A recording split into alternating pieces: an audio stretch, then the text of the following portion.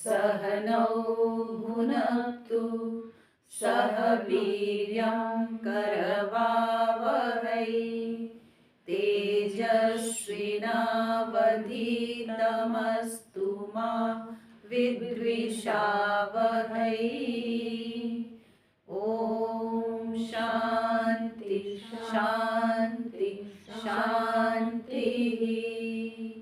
गुरुर्ब्रह्मा गुरुर्विष्णु गुरुर्देवो महेश्वरः गुरुरेव परं ब्रह्म तस्मै श्री गुरवे नमः। तस्मै श्री गुरवे नमः।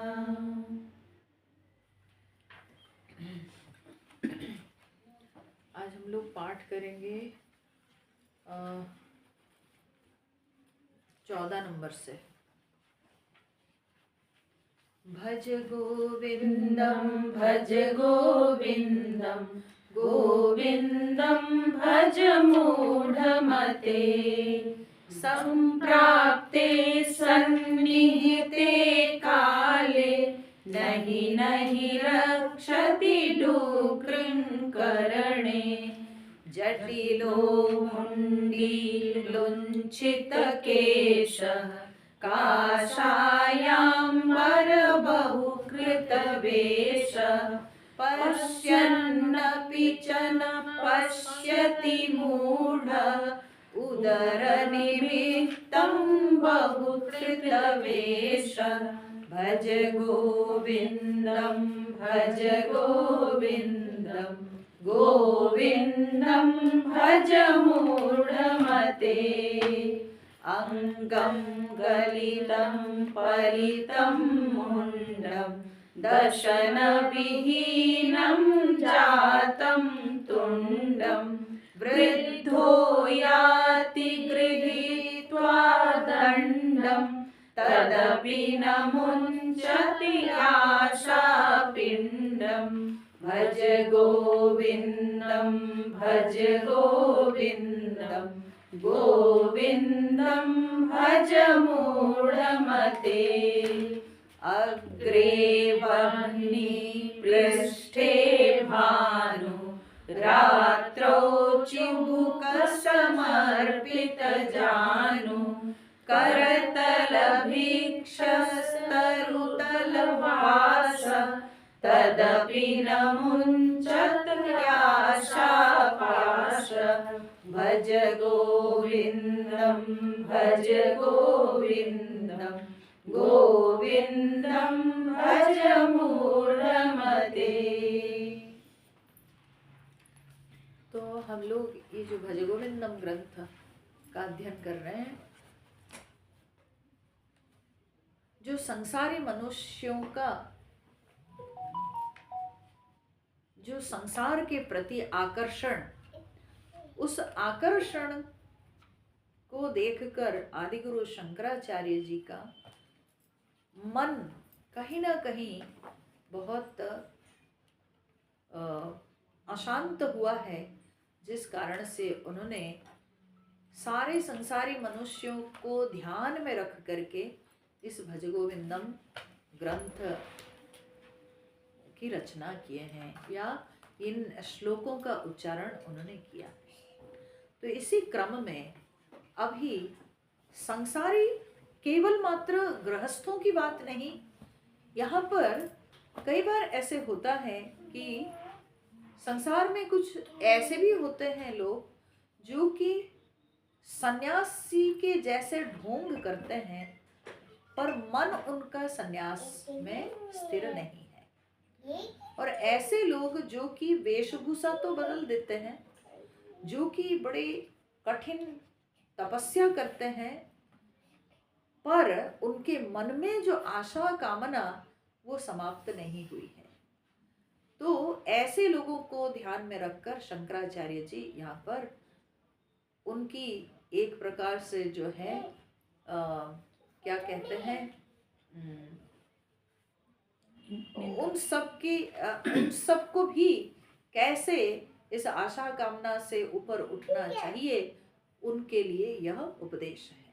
तो शंकराचार्य जी कहते हैं अग्रे वह्नि पृष्ठे भानु, रात्रौ चिबुक समर्पित जानू। बोले अग्रे वह्नि, अग्रे माने सामने, आगे, वह्नि माने अग्नि, ठीक है, सामने अग्नि, पृष्ठे भानु और पीछे सूर्य भगवान, ठीक है, पीछे सूर्य भगवान और आगे अग्नि, रात्रो और रात के समय, ये दिन के समय की बात है, रात्रो फिर रात के समय क्या है ना, चिबुक समर्पित जानू, चिबुक इसको कहते हैं, ठुडी को संस्कृत में चिबुक कहते हैं, ठीक है। तो रात्रो माने रात्रि में ये ठुडी जो है ये समर्पित जानू, जानू मतलब ये जो घुटने का ये जो भाग है, तो उसमें ठुडी को अंदर घुसा के बैठा हुआ है व्यक्ति, माने ठंड की रात है, सोच लीजिए ठंड की रात में जो है आदमी तपस्या के नाम पर या साधना के नाम पर कष्ट ले रहा है, शरीर को कष्ट दे रहा है कि ऐसे जो है हम तपस्या करके कुछ सिद्धि लाभ करेंगे, कुछ हमको जो है शक्ति प्राप्त होगी, तो इसीलिए इस तरह के हठ साधना लोग करते हैं।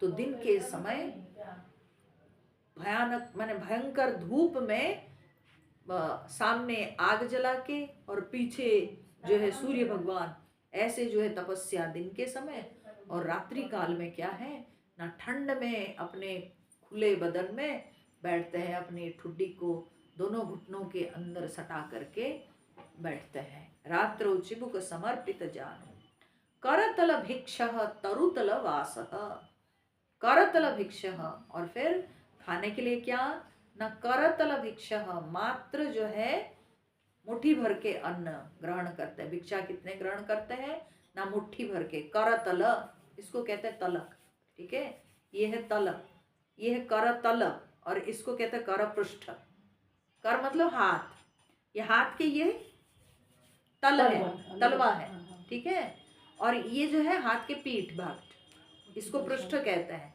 ठीक है। तो ये जो है कर तल और ये है कर पृष्ठ, इसलिए हम लोग जब पूजा विधि करते हैं ना तो बोलते हैं कर तल कर पृष्ठाभ्याम नमः, जब न्यास करते हैं, ठीक है। तो उसमें समझ में नहीं आता क्या इतना बड़ा शब्द बोल दिए पंडित जी, है ना, तो उसका मतलब यही होता है कर तल और कर पृष्ठ, ये दोनों साइड में हम भगवान को न्यास मतलब बैठाते हैं। हमारे शरीर के हर अंग में पूजा करने से पहले हम भगवान को आवाहन करते हैं, क्योंकि अपने शरीर पहले पवित्र होगा, शरीर पहले जो है देवताओं के प्रति समर्पित होगा, तब जाके हम पूजा करने योग्य बनेंगे।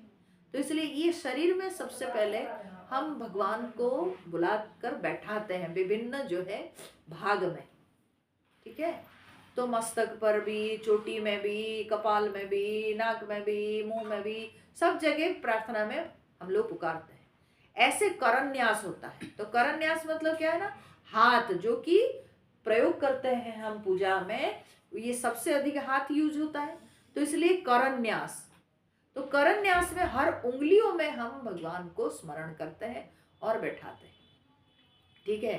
तो ऐसे करते हुए तो कनिष्ठिका, ठीक है, हाँ, कनिष्ठिका, अनामिका, मध्यमा, ठीक है, तर्जनी, हाँ, अंगुष्ठ और फिर करतल कर पृष्ठ, ऐसे।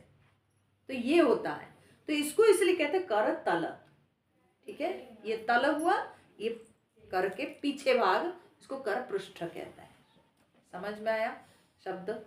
तो कर तल जो है यहाँ पर कहते हैं कि वो जो ऐसे हठ साधना करने वाले कुछ लोग होते हैं, तो वे लोग क्या करते हैं ना, करतल भिक्षा माने बस मुट्ठी भर के वे लोग जो है भिक्षा ग्रहण करेंगे, बस उतने को ही दिन भर का आहार बनाएंगे, ठीक है।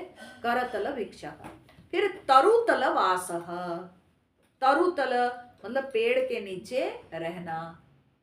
ये सब क्या है ना, ये हठ साधना है, अपने आप को कष्ट में रखकर, ठीक है, अपने आप को कष्ट में रखकर हम साधना करेंगे तो भगवान जल्दी प्रसन्न होंगे और तब भगवान हमको वर देंगे, तब हमको सिद्धि प्राप्त होगी।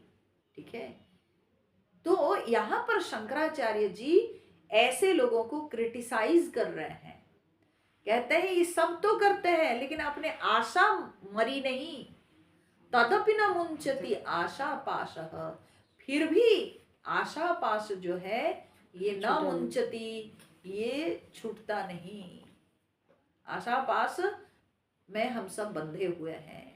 ठीक है, इतनी साधना करने के बाद भी आशा पाश गया नहीं, आशा पाश जो है वो मिटा ही नहीं। तो अब इसमें कुछ बातें समझना चाहिए हमको। वो क्या है, ये अग्रे वह्नि पृष्ठे भानु, ये क्या है पता है? ये असलियत में आदि गुरु शंकराचार्य पंचाग्नि तप को यहाँ पर क्रिटिसाइज करते हैं। पंचाग्नि तप में होता क्या है, पंच अग्नि, 5 प्रकार के जो है ना अग्नि में व्यक्ति बैठ करके साधना करता है। ठीक है, जो लोग पंचाग्नि तप करते हैं, तो पंचाग्नि तप में क्या होता है ना, 5 अग्नि, 5 अग्नि क्या होगा ना, 4 तरफ 4 चूल्हा, मोटे मोटे लकड़ी उसमें डाला जाता है, वो जलती है आग। ठीक है, और आप बीच में, साधक बीच में बैठकर, सिर के ऊपर सूर्य, और ये किया जाता है ग्रीष्म ऋतु में। पंचाग्नि तप ग्रीष्म ऋतु में किया जाता है, सूर्योदय से लेके सूर्यास्त तक उस धूप में बैठकर चारों तरफ अग्नि जलती हुई और माथे के ऊपर एक सूर्य, तो पंच अग्नि, 5 अग्नि हो गए। उस पंच अग्नि में अपने आप को साधक तपाता है। ठीक है, इसको कहते हैं पंचाग्नि तप। ये हठ साधना है, इसमें बहुत लोग मर भी जाते हैं। ठीक है, बहुत लोग इस पंचाग्नि तप करते हुए मर जाते, डिहाइड्रेशन हो जाएगा, ठीक है, मर जाते हैं। तो शंकराचार्य जी असलियत में वे जो पंचाग्नि तप करने वाले, जो इतना कष्ट शरीर को देते हैं, इतने कष्ट उठाते हैं, लेकिन फिर भी आशा पास तो मिटता नहीं ना, सिद्धि की कामना रख के करते हैं, सिद्धि की आशा रख के करते हैं, तो फिर जब आशा ही नहीं मिटी तो साधना किस काम की? ठीक है, वो फिर किस काम की? तो शंकराचार्य ऐसे लोगों को यहाँ पर उपहास कर रहे हैं। ठीक है, कि अग्रे वह्नि पृष्ठे भानु, आगे अग्नि और पीछे जो है सूर्य। तो सामने आग जल रही है और पीछे माथे के ऊपर जो है सूर्य का ताप, तो उसमें तपना, इसकी क्या जरूरत है?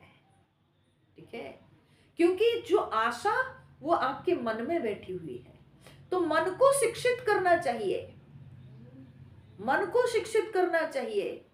बिना मन को शिक्षा दिए केवल मात्र ये जो बाह्य हठ साधना, ये हठ साधना हमको बहुत आगे तक नहीं लेने वाली है। ये हठ साधना, ये कुछ देर के लिए लगता है जैसे कि हमको बहुत शांति मिल रही है, लेकिन असलियत में यह साधना हमको बहुत दूर नहीं लेके जाएगी। और ऐसे लोग जो सिद्धि की कामना लेकर के ऐसी सब साधना करते हैं, वे लोग सिद्धि प्राप्त होने के बाद फिर वो साधना चली जाती है, अब सिद्धि से खिलवाड़ करना शुरू कर देते हैं।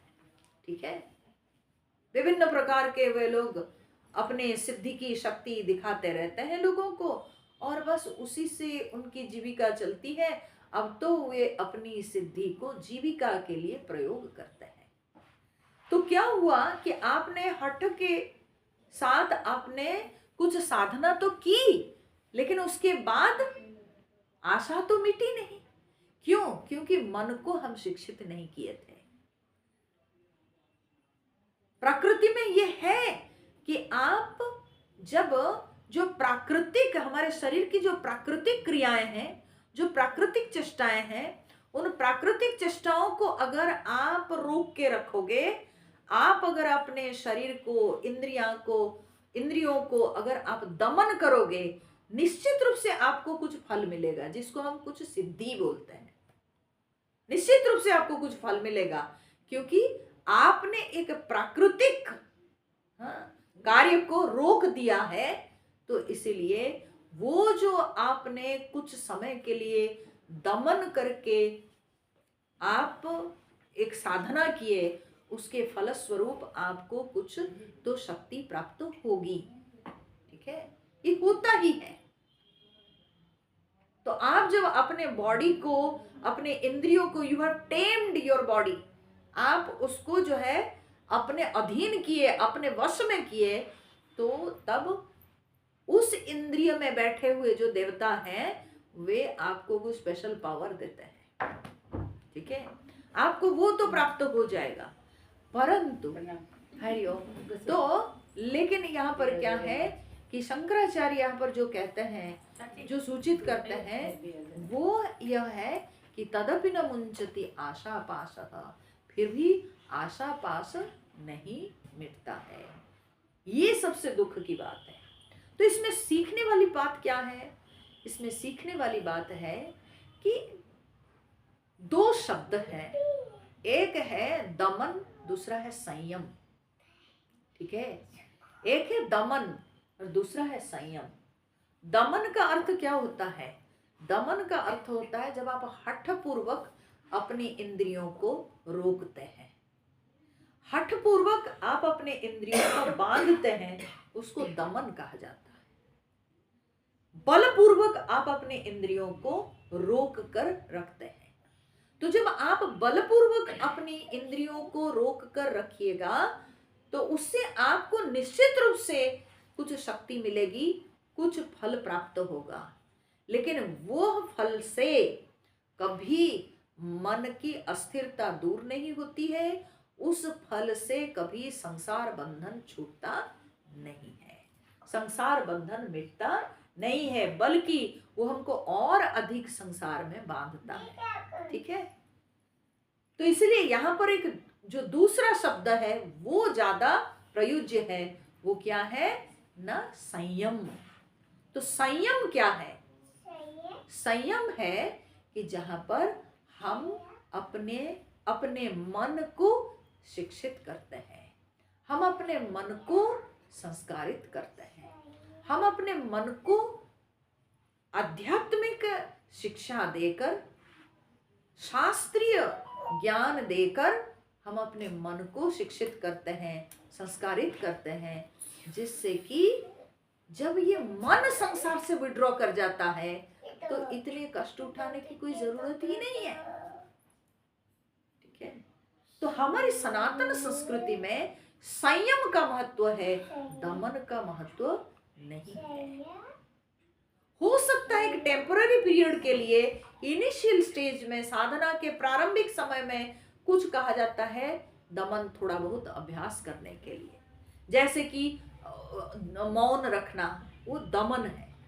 आप अपने मुंह को जबरदस्ती बंद करके रखें, लेकिन केवल अगर आप बलपूर्वक मुंह को बंद करके रखते हो, ज्यादा दिन नहीं चलेगा। उसके साथ अगर आध्यात्मिक शिक्षा भी चलेगी तो मन संसार से विड्रॉ कर जाएगा, आपको बात करने की इच्छा नहीं होगी।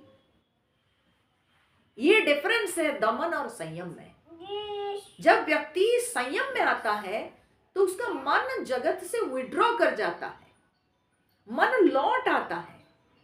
तो जब मन संसार से लौट आता है तो तब संसार के प्रति कोई आकर्षण नहीं, तो अपने आप ही अपनी सारी इंद्रियां अपने वश में हो जाती है, और तब मन भी शांत रहता है, और बहुत उस व्यक्ति को सुख अनुभव होता है, और संसार उसके लिए बंधन कारक नहीं होता है, क्योंकि उसको पता है कितना इस जगत में व्यवहार हमको करना है।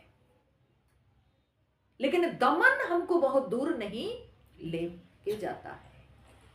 तो यहाँ पर शंकराचार्य जी उन लोगों को उपहास किए हैं जो लोग केवल दमन अभ्यास में रहते हैं और दमन के द्वारा कुछ विशेष शक्ति हासिल करना चाहते हैं। ऐसे लोगों को यहाँ पर उपहास किया गया है कि तदपि न मुंचति आशा पाशः, फिर भी आशा पाश जो है नहीं मिटती है। तो क्यों नहीं मिटती है? उसका कारण है कि कभी मन को संस्कारित नहीं किए, मन को शिक्षित नहीं किए। ठीक है, जब हम मन को शिक्षित नहीं करते हैं, परिणाम क्या होता है? परिणाम होता है वो भस्मासुर की कथा आपको याद होगी। उसने तपस्या की, शंकर जी को प्रसन्न करके वर प्राप्त किया, और वर प्राप्त करके वो वर को वो टेस्ट करना चाहता था शिव जी के ऊपर। ठीक है, शिव जी के ऊपर टेस्ट करना चाहता था कि तुम जिसके ऊपर हाथ रख दोगे वो भस्म हो जाएगा। तो बोला थोड़ा देखते हैं, आप ही के सिर पे हाथ रख के देखते हैं। तो आप सोचिए कि क्योंकि उसका मन संस्कारित नहीं हुआ था, इसलिए वो अपने इष्ट को जलाना चाहा। ठीक है, तो ये होता है दमन का परिणाम। जो सिखाए होंगे, जो गुरु बने होंगे, शिष्य जो है उन्हीं को खा जाएगा, उन्हीं को मार डालेगा। तो इसलिए दमन के साथ साथ संयम आना चाहिए, दमन के साथ साथ शिक्षा होनी चाहिए। आध्यात्मिक शिक्षा के द्वारा, शास्त्रीय युक्ति के द्वारा, शास्त्रीय ग्रंथों के श्रवण के द्वारा मन सुसंस्कृत होता है, और मन सुसंस्कृत होने से ही हम संसार वासना से ऊपर उठते हैं, और तब जा करके हम संसार के बंधन से छुटकारा पाते हैं। नहीं तो आशा पाश से कभी भी हम मुक्त नहीं हो सकते हैं। तो शंकराचार्य इसलिए ऐसे लोगों को उपहास करके यह बात को बताएं। अब ये तो हो गई जो है इसका इस श्लोक का जो अर्थ है, भावार्थ है। लेकिन इसमें एक बात भी है सीखने की बात, वो क्या है कि हमेशा आयुर्वेद में भी कहा गया, कुछ आयुर्वेदिक बात भी यहाँ पर आ जाता है। हमेशा आयुर्वेद के अनुसार कहा जाता है अग्नि का सेवन सामने से करना चाहिए, और सूर्य भगवान का सेवन हमेशा पीठ से पीछे से करना चाहिए। ठीक है, अग्नि के सेवन जब सामने, जैसे पहले जमाने में लोग चूल्हा वूल्हा जलाते थे ना, तो अग्नि को सामने से सेवन करना है। अग्नि सामने रहने से, और अग्नि का सेवन अगर हम ताप रहे हैं तो सामने आग रहे और आग को तापना चाहिए। और अग्नि को सामने तापने से बोलते हैं पाचक अग्नि बहुत जो है प्रज्वलित होती है, और हमारे क्या बोलते हैं कि हजम क्रिया बहुत अच्छी होती है, तो उससे भूख भी अधिक लगती है, हजम भी बहुत बढ़िया होता है, और ये शरीर के लिए बहुत अच्छा होता है। ठीक है, अच्छा, और सूर्य भगवान को पीछे से तापना चाहिए, पीछे से सेवन करना चाहिए हमेशा, क्योंकि सूर्य ताप को अगर सामने से हम तापेंगे और सूर्य भगवान सामने रहें तो उसमें आँख की शक्ति, दृष्टि शक्ति कमजोर होती है। ठीक है, तो इसलिए केवल सूर्योदय और सूर्यास्त के समय सूर्य भगवान को सामने से देखना चाहिए, क्योंकि उस समय हम अर्घ्य देते हैं, पूजा करते हैं, तो सामने से देखना चाहिए।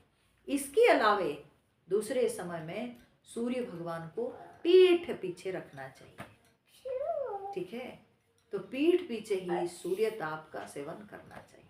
उससे क्या होगा, उससे शीत भी दूर होगा, पीठ गर्म होता है और शीत दूर होता है, और दूसरी बात है आँख की भी रोशनी ठीक बनी रहती है। तो इसलिए आयुर्वेद में ये कहा जाता है कि अग्नि को सामने से सेवन करना है और सूर्य भगवान को पीठ पीछे सेवन करना है। किष्किंधा कांड में भी गोस्वामी तुलसीदास जी भी ये बात को बोले हैं। ठीक है, आग को सामने से और सूर्य को तो पीछे से सेवन करना है, लेकिन भगवान राम जी को सब भाव में, सब भाव से सेवन करना चाहिए। ठीक है, उनके साथ कपट छोड़कर सब भाव से उनको सेवन करना चाहिए। ठीक है, सर्व भाव है ना, राम जी का सेवन करना चाहिए। तो ये जो है ना, इसके अंदर बहुत बड़ा आयुर्वेद का भी जो है ज्ञान हमको प्राप्त होता है कि अग्नि ताप को सामने से लेना है, सूर्य ताप को पीछे से लेना है। ये हमेशा हेल्थ के लिए बहुत अच्छा होता है। अब यह कहने के बाद यहाँ पर शंकराचार्य जी कहते हैं कि तदपि न मुंचति आशा पाशः। फिर शंकराचार्य जी के मन में यह भाव थोड़ा और बढ़ता है कि ये संसार में लोग या तो विशेष रूप से साधकों के लिए ये उपहास हुआ, ठीक है, जो साधक हठ क्रिया कर रहे हैं उनके लिए उपहास हुआ। अब उसके बाद शंकराचार्य जी गृहस्थ लोग भी, जो लोग विभिन्न प्रकार के दान और तीर्थ ये सब करते हैं, तो उन गृहस्थ लोगों के तरफ उनके ध्यान गया तो बोलते हैं वो भी बेकार है, बिना ज्ञान के वो सब भी बेकार है। ठीक है, तो क्या कहते हैं शंकराचार्य जी 17वां नंबर श्लोक में, कुरुते गंगा सागर गमनम व्रत परिपालनमथवा दानम ज्ञान विहीनं सर्वमतेन भजति न मुक्तिं जन्मशतेन भज गोविन्दं भज गोविन्दं गोविन्दं भज मूढ़मते। बोले कुरुते गंगा सागर गमनम, तो प्रत्येक गृहस्थ के मन में रहता है एक बार जिंदगी में कम से कम गंगा सागर हम जाके दर्शन करें, गंगा सागर तीर्थ करके आए। ठीक है, क्यों? क्योंकि गंगा सागर में क्या हुआ था, गंगा सागर में राजा सगर, ठीक है, सूर्य वंश में एक राजा थे जिनका नाम था सगर। तो सगर राजा के 60,000 पुत्र थे और वे 60,000 पुत्रों को सगर राजा ने भेजा था क्योंकि सगर राजा यज्ञ कर रहे थे और उस यज्ञ में उन्होंने जो अश्व रखा था, यज्ञ अश्व, तो वो अश्व को बार बार इंद्र जो है चुरा लेते थे, क्योंकि इंद्र को डर हो गया था कि कहीं सगर राजा को ज़्यादा हमसे पावर ना मिल जाए, हमारे सिंहासन हमारे हाथ से चला ना जाए। इसी डर से इंद्र क्या किए ना, उस अश्व को चुरा के ले जाते थे और ऐसे ही बार बार जो है वे ढूंढ करके लाते थे और वो बार बार चुरा ले जाता था। तो अंत में सगर राजा अपने 60,000 पुत्रों को भेजते हैं और जब 60,000 पुत्रों को भेजते हैं वे लोग चारों तरफ ढूंढते ढूंढते थक जाते हैं। उसके बाद पृथ्वी की चारों ओर खनन करते हैं वे लोग, जमीन में कहीं जाकर के कोई जमीन के अंदर अगर छुपा के रखा होगा तो इसीलिए वे लोग जमीन चारों तरफ खोदाई कर लेते हैं। ऐसे करते करते चारों तरफ जहां जहां वे लोग जमीन खोद डाले, 60,000 पुत्र, तो जमीन जो खोद डाले वो सब में पानी निकला। इतना जब खोद डाले पानी निकला और बड़ा बड़ा भूखंड वो लोग खोद डाले और उसमें पूरा पानी निकला, तो पानी भर गया सब, और जब पानी भर गया तो उसको सागर कहा गया। सगर के पुत्र, सब सगर वंशी पुत्रों ने उसको खोदे थे, इसलिए उन्हीं के नाम से हुआ, सगर के नाम से सागर हुआ। ठीक है, और वे 60,000 पुत्र ऐसे करते करते अंत में जाकर के कपिल मुनि के आश्रम में पहुंचे। कपिल मुनि जो भगवान जी के, भगवान विष्णु के अवतार थे, तो कपिल मुनि साधना में बैठे हुए थे, ध्यान कर रहे थे। तो ये 60,000 पुत्र जब वहां पहुंचे, देख रहे हैं कि वहां यज्ञ अश्व बंधा हुआ, तो उसको देख करके इन लोगों को लगा ये कोई पाखंडी है, कि कोई चोर है जो कि हमारे यज्ञ अश्व को चुरा के लाके यहाँ झूठ मूठ का ध्यान करने में बैठ गया। तो तब वो लोग गाली गलौज करने लगे, इनका ध्यान भंग हुआ, कपिल मुनि का ध्यान भंग हुआ। जब ध्यान भंग हुआ तब उन्होंने कहा, अरे मूर्ख, तुम लोग ऐसे व्यवहार कर रहे हो, तुम लोग जीवन धारण करने योग्य नहीं हो। तो उनकी क्रोध अग्नि से वो सब जल के राख हो गए। वहीं पर वे 60,000 पुत्र वहीं पर कपिल मुनि के आश्रम के पास जलकर राख हो गए। और जब जलकर राख हो गए, अब तो सगर वंश को एक कलंक लग गया। ठीक है, जब पता चला तो कलंक लग गया। सगर राजा इस बात को याद कर करके बहुत दुखी होके शरीर त्याग किया। ठीक है, फिर उनके बाद राजा लोग आए, बहुत राजा आए। ठीक है, सबने कुछ कुछ किया, विभिन्न प्रकार से मुनि ऋषियों से पूछ करके विभिन्न प्रकार के वे लोग यज्ञ किए, अनुष्ठान किए कि किसी तरह से उन 60,000 पुत्रों की आत्मा को सद्गति मिल जाए। उनकी आत्मा को सद्गति नहीं मिल रही थी, तो किसी तरह से उन पुत्रों के आत्मा को सद्गति मिल जाए। वे लोग बहुत प्रयास किए लेकिन कुछ नहीं। ऐसे करते करते उस वंश में अंत में आए कौन ना, भगीरथ, राजा भगीरथ आए।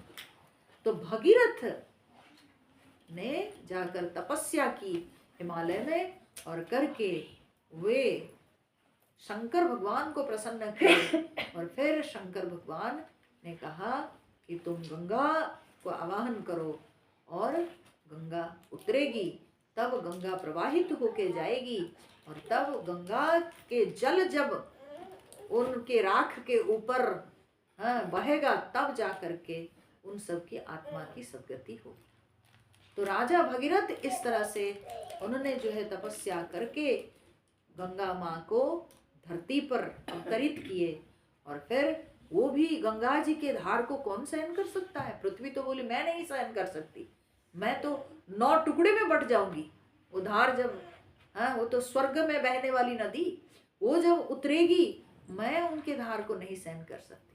तो शंकर भगवान स्वयं अपने जटा में उसको धारण किए, और स्वयं अपने जटा में धारण किए। उसके बाद वहां से फिर गंगा जी निकली, और निकल करके बहती हुई भगीरथ रथ चला के जा रहे थे, आगे आगे बढ़ते जा रहे थे। गंगा जी उनको फॉलो कर रही थी कि तुम जहाँ चलोगे, कहाँ तुम्हारे वंशज पड़े हुए हैं बताओ।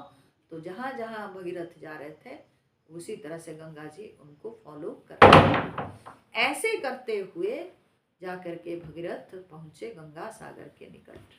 तो गंगा सागर, अब बाद में तो गंगा सागर नाम हुआ, लेकिन वो स्थान था समुद्र के पास, सागर के पास था वो स्थान जहाँ कपिल मुनि का आश्रम था। कपिल मुनि वहाँ पर साधना करने बैठे थे, और इधर जो है ये राख सब था। तब तक तो बहुत पीढ़ी दर पीढ़ी पार हो गई थी। तो तब उसी स्थान में आकर के भगीरथ पहुँचे। तो तब गंगा जी उसके ऊपर प्रवाहित तो हुई, और भगीरथ आगे क्योंकि सागर था, और भगीरथ के मन में भी ये लगा कि उनको एक कंडीशन था, एक शर्त था कि वो पीछे मुड़ के नहीं देखेंगे। गंगा जी का शर्त था तुम पीछे मुड़ के देखोगे मैं रुक जाऊंगी वहीं पर। तो यहाँ तक तो भगीरथ दौड़ते दौड़ते आए। ठीक है, रथ पर बैठ के रथ चला के यहाँ तक तो पहुँच गए। अब उनको लगा कोई आवाज़ नहीं सुनाई पड़ रही है, गंगा जी आ रही है कि नहीं। तो वहाँ मुड़ करके देखे तो राख पर तो गंगा जी प्रवाहित हो चुकी थी, लेकिन अब गंगा जी बोली बस मैं यहीं तक रही। लेकिन सामने समुद्र था, गंगा जी समुद्र में मिल गई। ठीक है, तो उसी को कहते हैं गंगा सागर। ठीक है, उसी को कहते हैं गंगा सागर। तो गंगा जी सागर में मिल गई है, तो वो है बंगाल में वो स्थान। ठीक है, बंगाल में वो स्थान है गंगा सागर। और वहाँ पर कपिल मुनि के आश्रम भी, आज भी लोगों की मान्यता है कि वो स्थान वहाँ पर कपिल मुनि के आश्रम का स्थान है। और लोग चाहते हैं क्योंकि सगर राजा के 60,000 पुत्रों के ऊपर गंगा जी के जल प्रवाहित होकर के उनकी आत्मा को सद्गति मिली थी, तो इसलिए लोगों में ये मान्यता है या प्रचलित है कि वहाँ जाकर के कोई डुबकी लगाता है तो उसके सारे पाप नष्ट हो जाते हैं और उसको सद्गति मिल जाती है। तो इसलिए हर व्यक्ति, हर सनातनी चाहता है कि जीवन में एक बार कम से कम हम जाके गंगा सागर तीर्थ करके आए। ठीक है, इसलिए कहते हैं सब तीर्थ बार बार, गंगा सागर एक बार। बस एक बार उस स्थान में डुबकी लगा लो तो सद्गति हो जाएगी। तो यहाँ पर शंकराचार्य जी लेकिन ऐसे लोगों का उपहास किए हैं कि चाहे गंगा सागर जाओ, कुरुते गंगा सागर गमन, चाहे गंगा सागर कोई जाए, ठीक है, कोई गंगा सागर तीर्थ करे, व्रत परिपालनम अथवा दानम, व्रत परिपालनम, चाहे कोई व्रत का पालन करे, विभिन्न प्रकार के व्रत का पालन भी करते हैं हम लोग, है ना, तरह तरह के व्रत का पालन करते हैं, कष्ट उठाते हैं गृहस्थ लोग, अलग अलग विशेष दिनों में, पर्व त्योहारों में है तो व्रत करते हैं, उपवास रखते हैं, व्रत करते हैं, उससे सोचते हैं कि परिवार का कल्याण होगा, अपना कल्याण होगा, तो ऐसे व्रत करते हैं, ऐसी इच्छा लेकर के व्रत करते हैं। व्रत परिपालनम अथवा दानम, या कोई दान करे, ठीक है, शंकराचार्य कहते हैं ये सब क्या है ना, पुण्य कर्म, ठीक है, ये प्रचलित है सनातनियों में, ये सब पुण्य कर्म है, गंगा सागर जाना या अलग तीर्थ, ये गंगा सागर एक नाम शंकराचार्य जी प्रयोग कर दिए हैं, ऐसे करके हम लोग विभिन्न तीर्थों में जाते हैं। तो कुरुते गंगा सागर गमनम, व्रत परिपालनम अथवा दानम, या विभिन्न प्रकार के हम व्रत करें, व्रत परिपालनम, तरह तरह के हम व्रत करें, उपवास करें, कोई जो है संकल्प लेता है हम मौन रखेंगे, एक दिन हम मौन रखेंगे सप्ताह में, ठीक है, कोई पूर्णिमा के दिन उपवास रखते हैं, कोई अमावस्या के दिन उपवास रखते हैं, प्रकार प्रकार के व्रत हम लोग रखते हैं, व्रत परिपालनम अथवा दानम, या कोई कोई जो है दान देते हैं विशेष दिनों में, ठीक है, कोई भाई शनिवार में कोई काला ब्राह्मण को दान करना है, खिलाना है ना, ऐसा होता है ना, मैंने सुना है, मुझे नहीं पता, दान देते हैं लोग, ढूंढ ढूंढ करके भाई काला ब्राह्मण कौन है, और जो ब्राह्मण काला कुत्ता को खिलाते हैं, काला ब्राह्मण को दान करते हैं शनिवार के दिन। काला ब्राह्मण कहाँ होते हैं? मेरे आ जाइएगा, कल मेरे आ जाइएगा, सुन रही सब जगह नहीं होता है बाबा, काला ब्राह्मण को दान करना है, काला कुत्ता को खिलाना है, ठीक है, ऐसे काली गाय को खिलाना है, ये सब काला, सब काला, ठीक है, तो ये शनिवार के दिन शनि भगवान प्रसन्न होंगे। अब जो काला ब्राह्मण को जो देता होगा, वो ब्राह्मण को कितना लगता होगा, वो तो श्राप देता होगा, वो तो उल्टा श्राप देता होगा, वो बोलता होगा कि तुम जना रहे हो भगवान, तो तुम ठीक है मेरे को काले बना के भेजे हैं, और तुम जना रहे हो कि आप काले हो, ठीक है, अफ्रीका में जाके देना पड़ेगा, अफ्रीका में सबसे अच्छा बोले व्रत परिपालनम अथवा दानम, तो नहीं तो लोग दान करते हैं, ठीक है, अथवा दानम। और फिर शंकराचार्य जी ये कहते हैं ये सब विभिन्न प्रकार के हम लोगों में मान्यता है कि ये सारे शुभ कर्म करने से हमारा कल्याण होगा, पर शंकराचार्य जी कहते हैं ज्ञान विहीन सर्वमतेन भजति न मुक्तिम जन्म शतेन, ठीक है, ज्ञान विहीन सर्वमतेन, सारे शास्त्र के मत है कि ज्ञान के बिना भजति न मुक्तिम जन्म शतेन, 100 जन्म में भी मुक्ति नहीं मिलेगी।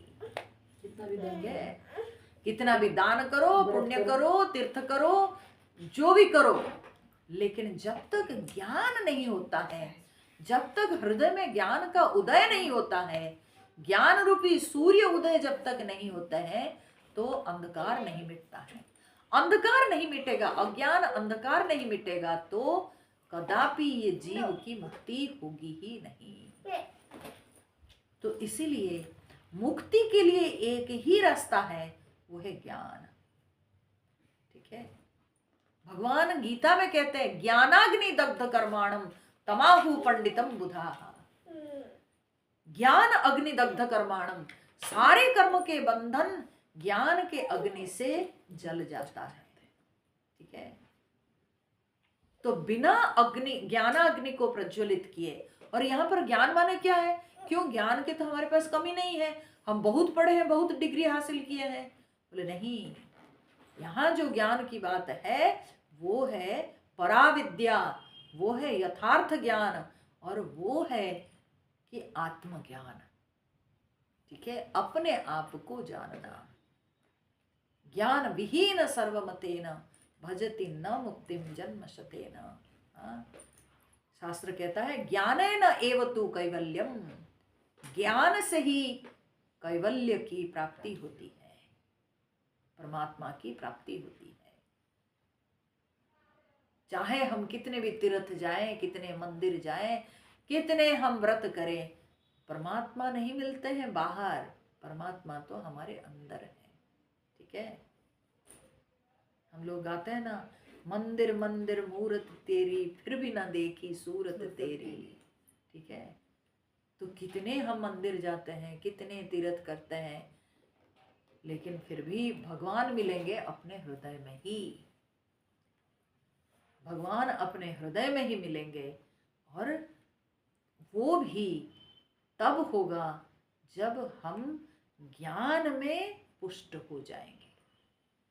जब तक हमारे अंदर यथार्थ ज्ञान का प्रवेश नहीं होगा, तब तक हमको परमात्मा प्राप्ति नहीं होगी, और तब तक हमारे ये संसार के जो आवागमन चक्र है, इस आवागमन चक्र से मुक्ति नहीं मिलेगी। इसलिए शंकराचार्य जी कहते हैं चाहे कुछ भी करो, देखो एक चीज याद रखना चाहिए।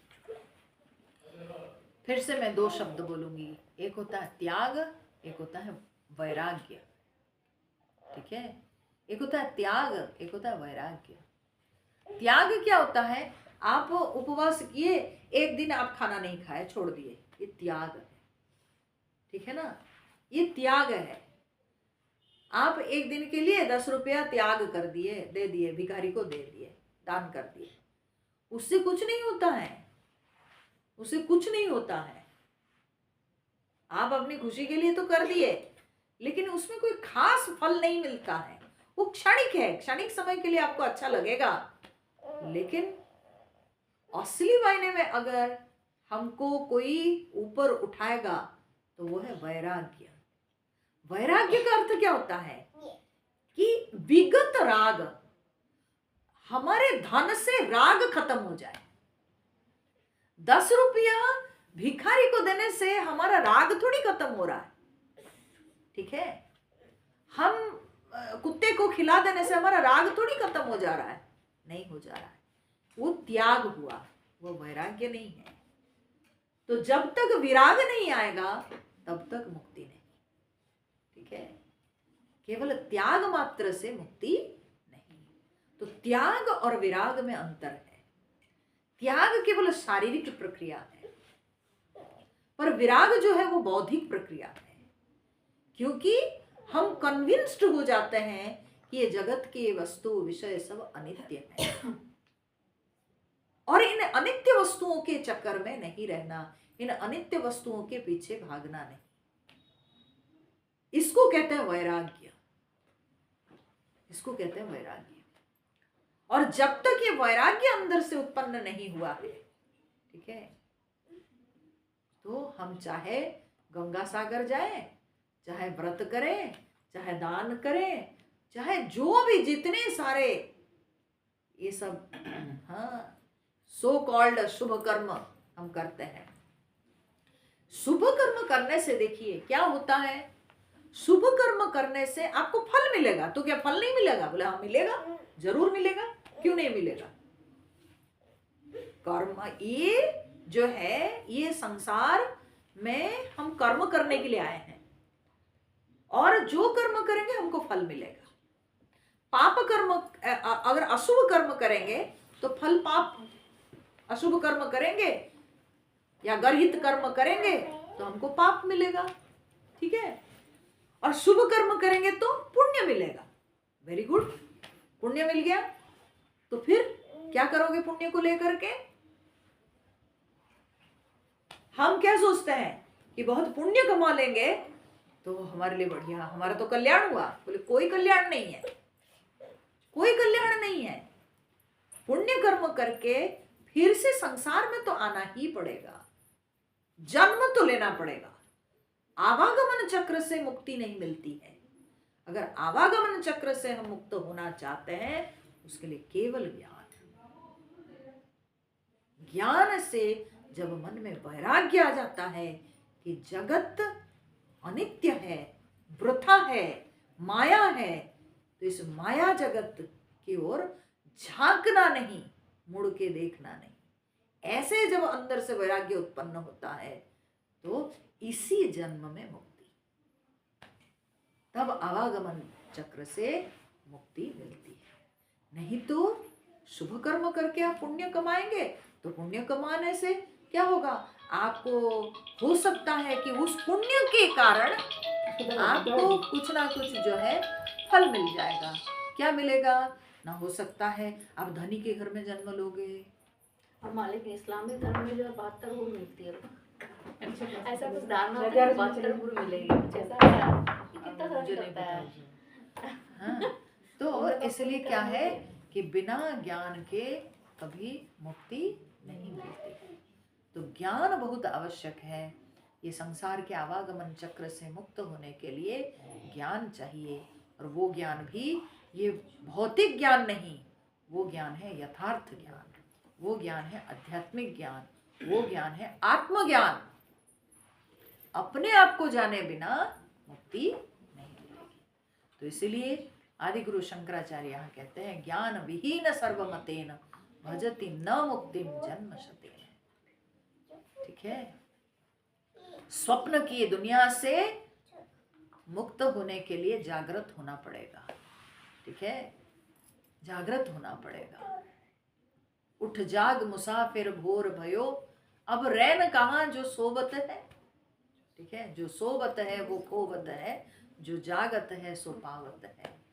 तो इसलिए उठना तो पड़ेगा, और उठाने के लिए ही आदि गुरु शंकराचार्य सबको आह्वान किए, भज गोविंदम भज गोविंदम, गोविंदम भज मूढ़मते। हरिओम नारायण। तो इसलिए जाग जाइए। हरिओम। ओम पूर्णमदः पूर्णमिदं पूर्णात् पूर्णमुदच्यते पूर्णस्य पूर्णमादाय पूर्णमेवावशिष्यते। ओम शांति शांति शांति। हरि ओम। श्री गुरुभ्यो नमः। हरि ओम।